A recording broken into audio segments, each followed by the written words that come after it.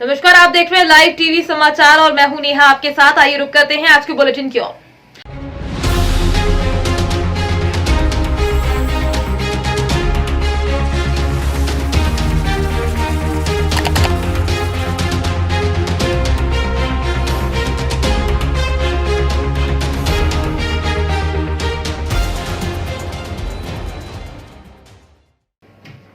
गोंडा में मुठभेड़ में इनामी अपराधी की गोली लगने से मौत हो गई। घटना थाना परसपुर अंतर्गत डहरास चौराहे के समीप की है। मिली जानकारी के अनुसार अंबेडकर नगर निवासी 50,000 रुपए का इनामी अपराधी विजय सिंह को क्षेत्र में होने की सूचना एसटीएफ को मिली, जिस पर उसकी तलाश की जाने लगी। सुबह करीब 5 बजे के आसपास विजय सिंह बाइक से निकला। अभी वो डहरास चौराहे के समीप पहुंचा ही था कि उसका पीछा कर रहे एसटीएफ के जवान पहुंच गए, जहां विजय सिंह व एसटीएफ के जवानों में मुठभेड़ हो गई और गोली लगने से विजय सिंह की मौत हो गई। बताया जाता है कि विजय सिंह लूट व हत्या जैसे कई मुकदमे का वांछित अपराधी था। उसे पकड़ने के लिए 50,000 रुपए का इनाम भी रखा गया था। सूचना पाकर मौके पर अपर पुलिस अधीक्षक शिवराज व पुलिस उपाधीक्षक मुन्ना उपाध्याय थाना अध्यक्ष परसपुर पुलिस बल के साथ पहुंच गए। मृतक विजय सिंह का शव सामुदायिक स्वास्थ्य केंद्र परसपुर में मौजूद है। सीओ मुन्ना उपाध्याय ने विजय सिंह की मौत एसटीएफ के मुठभेड़ में होना बताई। उन्होंने कहा कि इसके अतिरिक्त उन्हें अन्य कोई जानकारी नहीं है। रिपोर्ट मिलने पर ही कुछ बता पाएंगे। रामनगर पुलिस ने जूड़ा पकड़ी चौक के पास की गुमटी में शराब बेचते एक धंधेबाज को 6 लीटर देसी शराब के साथ गिरफ्तार किया है। उसकी पहचान जूड़ा पकड़ी निवासी रुदल चौधरी के रूप में हुई है। गुप्त सूचना पर पुलिस ने छापेमारी कर धंधेबाज को गिरफ्तार किया है। आवश्यक कानूनी प्रक्रिया के बाद उसे जेल भेजा गया। कांग्रेस के वाराणसी क्षेत्र के एक बहुत बड़े नेता महेंद्र पांडे जी ने आज कांग्रेस से इस्तीफा देकर भाजपा कार्यालय वाराणसी जाकर पूर्व प्रदेश अध्यक्ष भाजपा लक्ष्मीकांत वाजपेयी के हाथों से भाजपा की सदस्यता ग्रहण की। उनके साथ और भी कांग्रेस और सपा के नेता व भाजपा की सदस्यता ग्रहण करते नजर आए।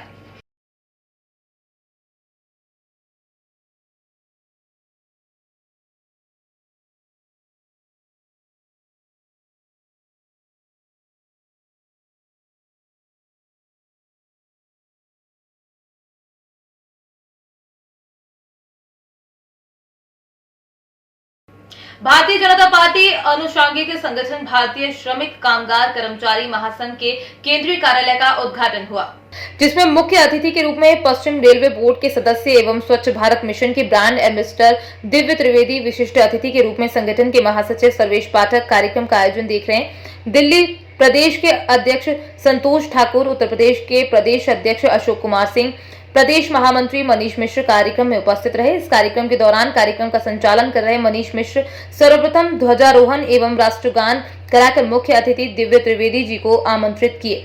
श्री त्रिवेदी ने अपने संबोधन में कहा कि जिस प्रकार केंद्रीय कार्यालय का उद्घाटन हुआ है, निश्चित रूप से संपूर्ण भारत के सम्मानित कार्यकर्ताओं का दुख दर्द समझने के लिए इस कार्यालय का उद्घाटन महासचिव सर्वेश पाठक के नेतृत्व में किया गया है। निश्चित रूप से कार्यकर्ताओं द्वारा कार्यालय पर देश के मजदूरों, कामगारों, कर्मचारियों की समस्याओं का निराकरण करने के लिए राष्ट्रीय एवं प्रदेश पदाधिकारी प्रत्येक दिवस कार्यालय पर उपस्थित होकर जन समस्याओं का निवारण करेंगे। इसी क्रम में महासचिव सर्वेश पाठक ने कहा कि जिस प्रकार संपूर्ण उत्तर प्रदेश ही नहीं संपूर्ण भारत में श्रमिकों के लिए हम नेतृत्व की एक मजबूत टीम का नेतृत्व कर रहे हैं, इस कार्यालय के माध्यम से संगठन के पदाधिकारियों और कार्यकर्ताओं का पूरा बल मिलेगा।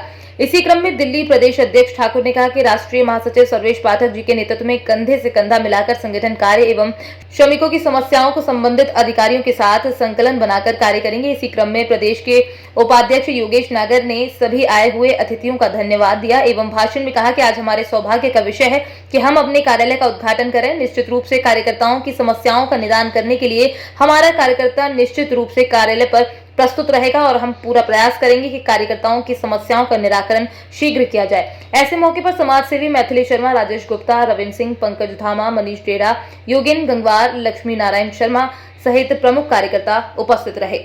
ब्रजभूषण शरण सिंह सांसद केसरगंज गोंडा के किसानों से माफी मांगे।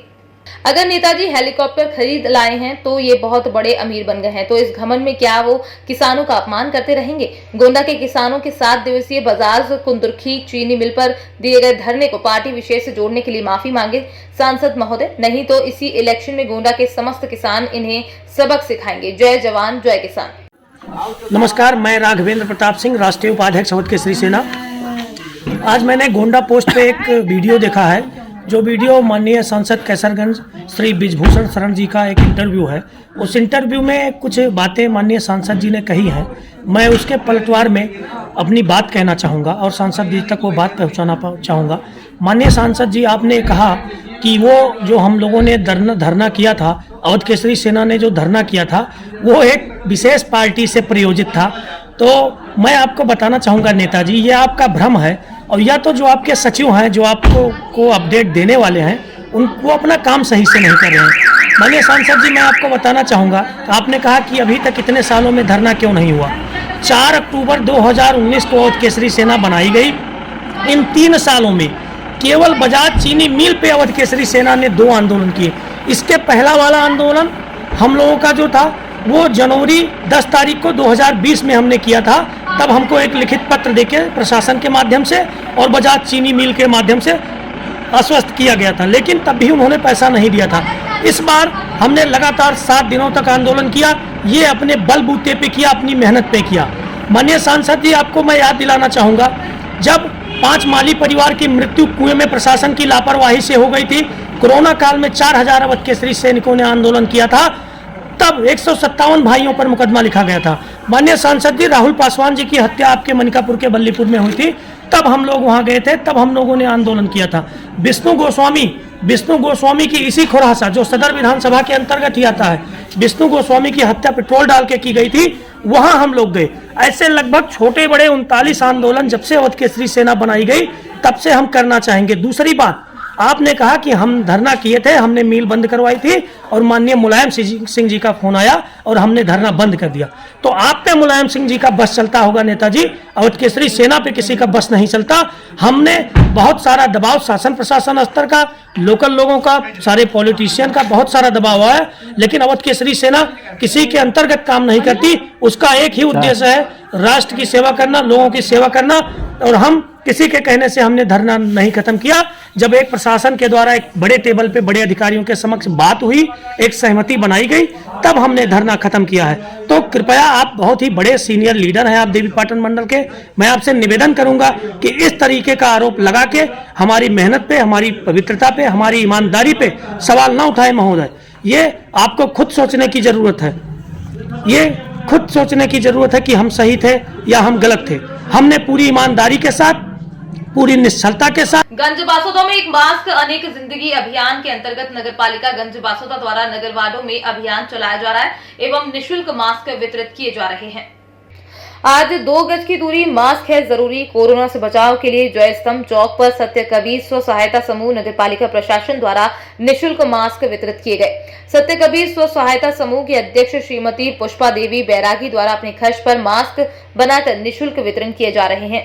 शनिवार को समूह की महिलाएं तहसीलदार कमल सिंह मंडेलिया, नायब तहसीलदार दोजीराम अहिरवार, नायब तहसीलदार दिवाकर चतुर्वेदी, नगरपालिका के स्वास्थ्य निरीक्षक आर.के. नेमा, नगरपालिका जन्म मृत्यु शाखा बाबू मनोज शर्मा एवं नगरपालिका के अन्य कर्मचारी घासीराम सेन, सत्य कबीर स्व सहायता समूह की महिलाएं पुष्पा देवी, हीराबाई, भारती, नीलमबाई, इमरतबाई, रेकवार, LIC के बीमा सलाहकार बलराम सेन द्वारा जय स्तंभ चौराहे पर आने वाले लोगों को रोककर मास्क वितरित किए गए। सत्य कबीर स्व सहायता समूह की महिलाओं द्वारा पिछले वर्ष कोविड-19 में भी निःशुल्क मास्क वितरित किए गए थे। शनिवार को समूह एवं नगरपालिका द्वारा जय स्तंभ चौराहे पर लगभग 1000 मास्क वितरित किए गए। पुलिस चौकी राधोपुर में लगातार वारदातों को अंजाम दे रहे चोरों के हौसले बुलंद हुए। पुलिस चौकी से चंद कदम दूर पर 5वीं बार चोरों का आतंक हुआ। पुलिस भी चोरों से भयभीत हुई। आपको बताते चले कि राधोपुर पुलिस चौकी के पास जायसवाल ज्वेलर्स शॉप की दुकान से शटर तोड़कर लाखों रुपए की चोरी को अंजाम दिया गया। सोना चांदी समेत गहने लेकर चोर चंपत हुए। पुलिस के लिए बड़ी चुनौती बनकर उभरा राधोपुर व्यापारियों की दुकानों के शटर तोड़कर आए दिन चोरियां हो रही है। पुलिस पता नहीं लगा पा रही है, न ही इन वारदातों पर कोई अंकुश लगा पा रहे हैं। चौकी राघोपुर में लगभग 2 माह के भीतर 5वीं बार चोरी की वारदात हुई है, लेकिन शातिर चोर पुलिस को चकमा देने में हर बार कामयाब हो रहे हैं। दबे जुबान से जनता की आवाज स्थानीय पुलिस की पुलिसिंग पर भी प्रश्न चिन्ह लगा रही है। आखिर हफ्ते 2 हफ्ते के अंतराल पर प्रत्येक घटना को बेखौफी से अंजाम देना, हर बार FIR होना, कार्यवाही ठंडे बस्ते में चला जाना, पुलिसिंग पर प्रश्न चिन्ह तो लगता है। स्थानीय पुलिस ने किसी घटना में चोरों की शिनाख्त कर पाई और न ही इस मामले में पुलिस की कोई सक्रियता दिख रही है। वहीं सूत्रों से जानकारी अभी मिली है कि बंटी किराना स्टोर का शटर तोड़ रहे चोरों से पुलिस की मुठभेड़ भी हुई, लेकिन चोर भागने में कामयाब रहे। पुलिस सुस्त हो गई है, ये भी प्रश्न चिन्ह लगाया जा रहा है। वहीं प्रभारी ने जो सुनील कुमार सिंह को सूचना मिलते ही मौके पर पहुंचकर फिर भी व्यापारियों को आश्वासन दिया है। अब आगे देखना यह है कि कार्यवाही किस स्तर तक होती है। चौकी इंचार्ज योगेंद्र सिंह के साथ फॉरेंसिक टीम भी सैंपल ले गई है।